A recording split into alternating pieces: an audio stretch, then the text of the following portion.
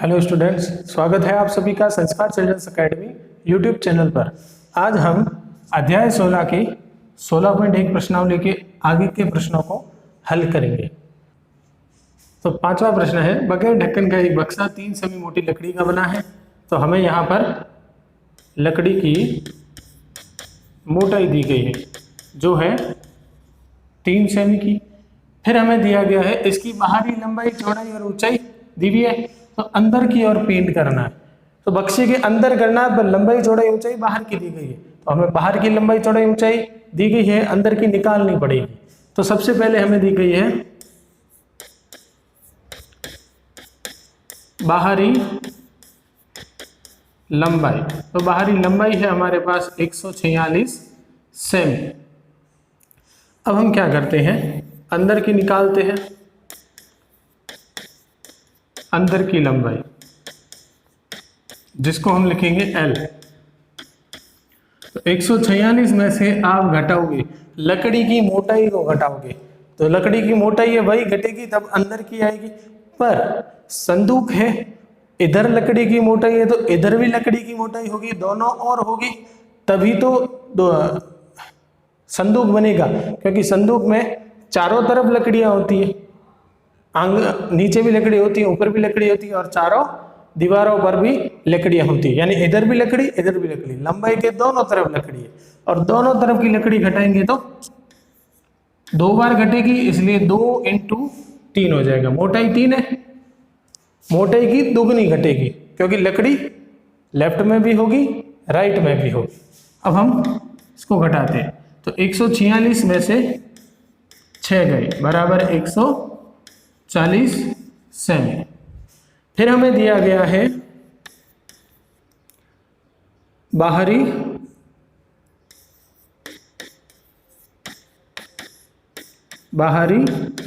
चौड़ाई। तो बाहरी चौड़ाई हमारे पास है 110 सेमी, 116 सेमी। बाहरी चौड़ाई 116 सेमी है। हम निकालेंगे अंदर की चौड़ाई।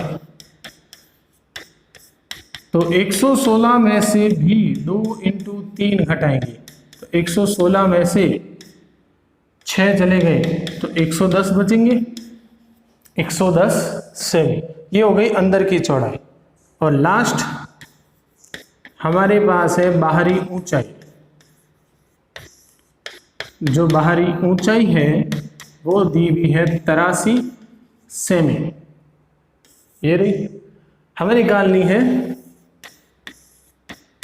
अंदर की ऊंचाई। तो अंदर की ऊंचाई किस प्रकार निकलेगी, तो अंदर की ऊंचाई बराबर हो जाएगी 83 - 3। यहां सिर्फ हम 3 घटाएंगे, 2 × 3 नहीं घटाएंगे। क्यों नहीं घटाएंगे, क्योंकि प्रश्न में हमें दिया गया है कि ये जो संदूक है वो बगैर ढक्कन का, यानी ऊपर ढक्कन है नहीं, तो ऊपर लकड़ी है ही नहीं, लकड़ी सिर्फ नीचे है, एक ही और है, तो एक ही बार घटेगी। तो 83 में से 3 गए 80।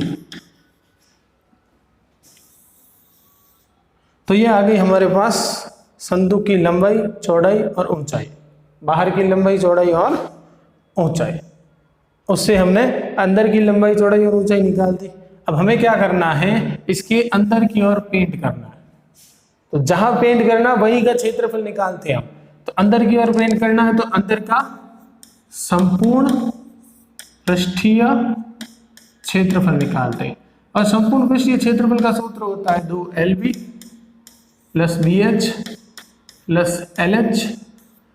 लेकिन यहां ढक्कन नहीं है, ये जो है बगैर ढक्कन का, यानी एक फलक है नहीं।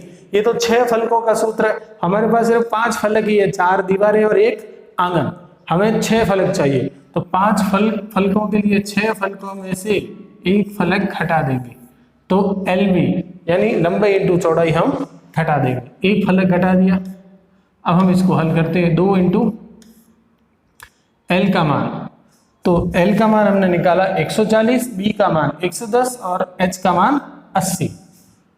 तो 140 × 110 LB हो गया। फिर BH, तो B का मान 110, H का मान 80, फिर प्लस एल का मान 140 इंटू एच का मान 80, फिर माइनस में फिर से एल का मान 140 इंटू बी का मान 110। अब हम इसको हल करेंगे तो आएगा कितना, देखो तो 2 इंटू 140 और 110 का गुणा करने पर हो जाएगा 15,400, फिर 110 और 180 का गुणा करने पर हो जाएगा 8800,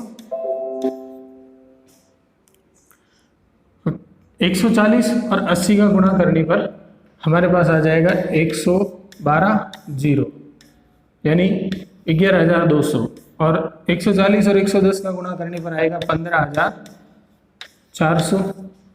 इसके बाद हम 2 इंटू करेंगे, इनको जोड़ने पर तो 8800 और 11,200 को जब हम जोड़ेंगे तो ये हो जाएंगे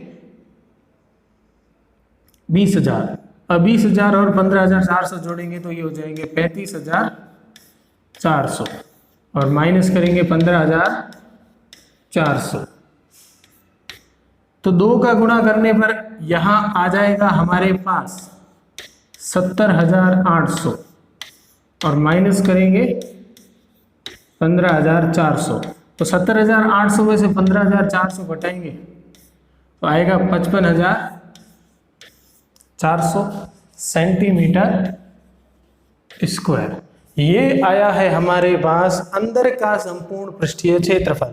अब बाहर अंदर का संपूर्ण पृष्ठीय क्षेत्रफल तो आ गया, लेकिन हमें जो यहाँ पूछा है वो क्या है, वो है कि अंदर की ओर पेंट कराने का व्यय दिया गया है 1000 रुपये प्रति वर्ग सेमी, 2 रुपये प्रति 1000 वर्ग सेमी की दर से। तो यहाँ हम लिखेंगे चूंकि 1000 वर्ग सेमी यानी 1000 सेंटीमीटर स्क्वायर में रंग करने का व्यय, जो व्यय है वो दिया हुआ है 2 रुपये प्रति 1000 वर्ग है, इसीलिए हम निकालेंगे 1 सेंटीमीटर स्क्वायर में रंग करने का व्यय, तो ये हो जाएगा 2/1000 रुपये। और हमारा जो अंदर का संपूर्ण पृष्ठीय क्षेत्रफल है वो है 55,400 का, इसीलिए हम कितने का निकालेंगे 55,400 सेंटीमीटर स्क्वायर में रंग करने का व्यय बराबर हो जाएगा 2/1000 इंटू 55,400। 2 जीरो से 2 जीरो कट गए, और 2 का गुणा 554 से करने पर ये हो जाएगा 1108। 554 का 2 से गुणा करने पर आ जाएगा 1108, बटा में 10 से भाग देंगे तो ये हो जाएगा 110.8 चला जाएगा पॉइंट में, पीछे जीरो लगा दो तो 110.80 रुपये। तो ये हमारा उत्तर आ गया। सबसे पहले हमने अंदर की लंबाई चौड़ाई ऊंचाई निकाली। याद रखना हमेशा जब बगैर ढक्कन का हो तो ऊंचाई में से सिर्फ एक बार घटेगा, पर लंबाई चौड़ाई में से 2 बार घटाएंगे अंदर की निकालने के लिए। उसके बाद संपूर्ण पृष्ठीय क्षेत्रफल का सूत्र लगा के हमने हल किया, पर यहाँ बगैर ढक्कन का है इसीलिए संपूर्ण पृष्ठीय क्षेत्रफल में से एक L इंटू बी घटाना पड़ेगा, तभी आएगा संपूर्ण पृष्ठीय क्षेत्रफल सही। उसके बाद हमें दिया हुआ 1000 रुपये, 1000 वर्ग सेमी के लिए 2 रुपये लगते हैं, तो 1000 वर्ग सेमी में रंग कराने का व्यय 2 रुपये। 1000 से 1 कम हुआ है, कम होता है तो भाग जाता है। फिर 1 से 55,400, क्यों 55,400? क्योंकि हमारा जो संपूर्ण पृष्ठीय क्षेत्रफल है वो क्या है 55,400। तो 55,400 1 से अधिक हुआ है, इसीलिए गुणा करते तो गुणा कर दिया, फिर 2 जीरो से 2 जीरो काट दिए, 2 का गुणा करके 10 का भाग दे दिया, तो 110.80 रुपये हमारा उत्तर आ गया। तो संदूक के अंदर के भाग को पेंट करने के लिए 110.80 रुपये लगेंगे। अब हम चलते हैं अगले प्रश्न पर। तो नेक्स्ट जो प्रश्न है वो है, एक घनाभ की लंबाई चौड़ाई ऊंचाई का योग दिया हुआ है तथा विकर्ण की लंबाई दी हुई है 11 सेमी। तो हमें घनाभ का संपूर्ण पृष्ठीय क्षेत्रफल निकालना। सबसे पहले हम देखते हैं, हमें दिया हुआ है लंबाई, चौड़ाई और ऊंचाई L plus B plus H का योग 19 सेमी, और विकर्ण, तो विकर्ण का सूत्र हमें पता है root L square plus B square plus H square बराबर होता है विकर्ण। तो विकर्ण हमें दिया हुआ है 11 सेमी। यहां हम इसका क्या करते हैं, इसका स्क्वायर कर लेते हैं, तो होल स्क्वायर करेंगे तो रूट हट जाएगा, होल स्क्वायर करने पर रूट हट जाता है, और 11 का स्क्वायर होता है 121 सेंटीमीटर स्क्वायर हो जाएगा, स्क्वायर किया तो सेंटीमीटर स्क्वायर हो जाएगा। अब हम देखते हैं कि हमारे पास L plus B plus H है, एक सूत्र हमने पढ़ रखा है, वो होता है L square plus B square plus H square, जो बराबर होता है L square plus B square plus H square plus 2LB plus 2BH plus 2LH। ये जो बराबर होता है वो होता है L plus B plus H के होल स्क्वायर के। L square plus B square plus H square plus 2LB plus 2BH plus 2LH बराबर L plus B plus H के होल स्क्वायर के रूप में होता है। हमने A plus B plus C के रूप में पढ़ा कि A plus B plus C का होल स्क्वायर होता है A square plus B square plus C square plus 2AB plus 2BC plus 2AC, उसको हमने L B और H के रूप में लिखा। सबसे पहले हम देखते हैं यहाँ पर L square plus B square plus H square, ये हमारे पास है 121 प्लस 2 कॉमन L B, यहाँ से भी कॉमन BH, यहाँ से भी common LH। L plus B plus H का मान है 19 रख दिया, और ऊपर स्क्वायर, यहाँ से 2LB plus BH plus LH, 319 का स्क्वायर होता है 361, माइनस 121 उधर जाएगा, माइनस का हो जाएगा। अब हम घटा देते हैं तो हमारे पास आ जाएगा 240 सेंटीमीटर स्क्वायर, और ये जो सूत्र है 2LB plus BH plus LH, ये होता है संपूर्ण पृष्ठीय क्षेत्रफल का सूत्र। संपूर्ण पृष्ठीय क्षेत्रफल हमारे पास आ गया है, जो कितना है 240 सेंटीमीटर स्क्वायर, यही हमें पूछा था। अब हम चलते हैं अगले प्रश्न पे। 7वां प्रश्न है, 6 मीटर भुजा के वर्गाकार फर्श है, एक वर्गाकार फर्श है, वर्गाकार फर्श की लंबाई है L का मान, वो हमारे पास है 6 मीटर, लेकिन चौड़ाई कितनी होगी। अब वर्गाकार है तो लंबाई और चौड़ाई बराबर होती है, तो चौड़ाई भी कितनी हो गई 6 मीटर। वर्ग है, वर्ग में चारों भुजाएं बराबर होती है, लंबाई भी बराबर चौड़ाई भी बराबर, दोनों 6 मीटर हो गई। लेकिन वो जो फर्श है एक कमरे का है, वो कमरा घनाभाकार है, उसकी ऊंचाई निकालनी है। उस कमरे में हमें दिया हुआ है 180 घन मीटर हवा है, जो हवा होती है ना वही आयतन होता है। तो जो कमरे का आयतन है, कमरे का आयतन वो हमें दिया हुआ है 180 मीटर क्यूब, घन मीटर यानी मीटर क्यूब, और सूत्र हमें पता है L into B into H. घनाभाकार कमरा है ना, तो घनाभ के लिए सूत्र होता है L into B into H बराबर है 180। मान रखते हैं L का मान 6, B का मान भी 6 और H ज्ञात करना है बराबर 180। यहाँ से H बराबर आ जाएगा 180 बटा 6 इंटू 6, भाग देते हैं हम 180 में 6 का भाग 6 तिया 18, 30 में 6 का भाग 5 बार, तो उत्तर आ गया हमारे पास 5। H का मान 5 मीटर, तो लास्ट में लिखेंगे अतः ऊंचाई बराबर है 5 मीटर।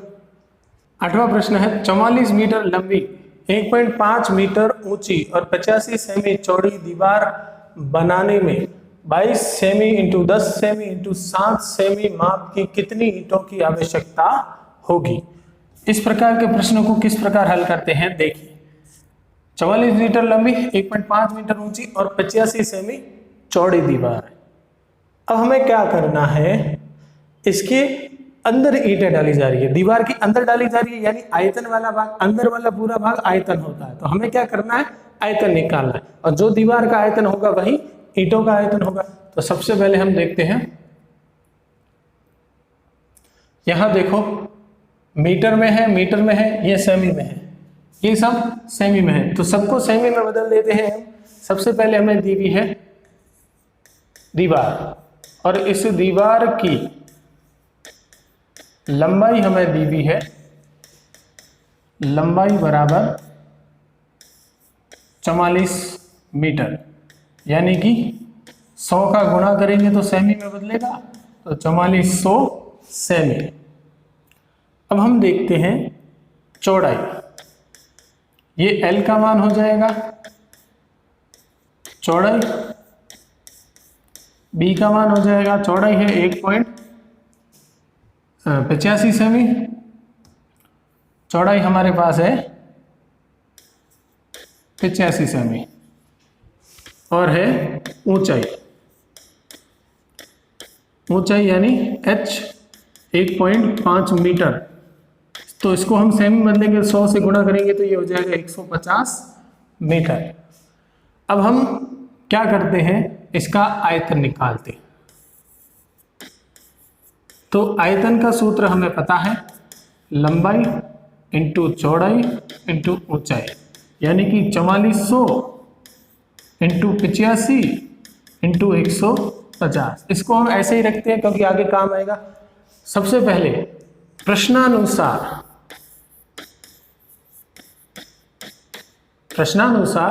हमें क्या कहा है कि दीवार में 22 सेमी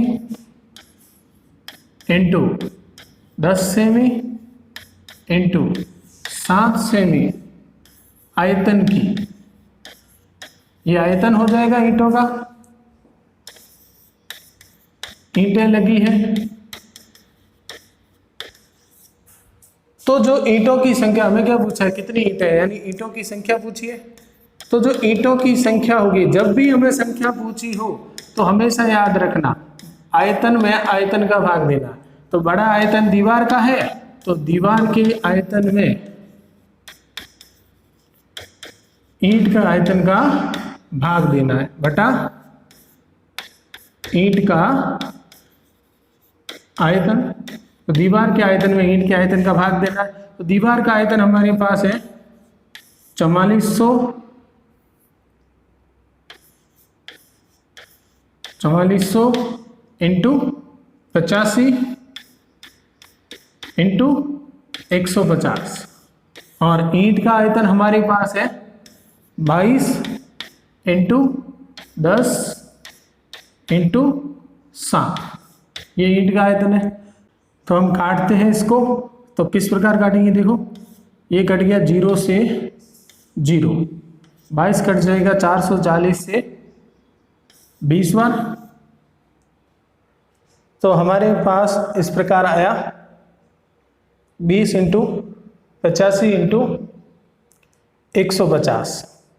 यहाँ हम देखते हैं 7 का भाग नहीं जाता, 7 का भाग जाना चाहिए।